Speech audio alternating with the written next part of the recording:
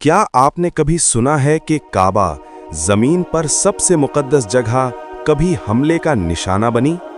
सिर्फ एक बार नहीं, बल्कि तारीख में कई मर्तबा।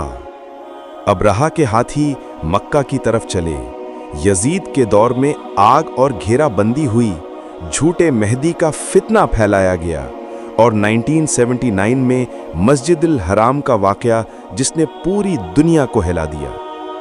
हर वाकया एक निशान छोड़ गया और एक कहानी जो अक्सर कम लोग सुनते हैं। मगर असल में क्या हुआ था और अल्लाह ने अपने घर को हर बार कैसे महफूज रखा, पूरी कहानी जल्द आने वाली है। अभी सब्सक्राइब करें ताकि सबसे पहले देखें।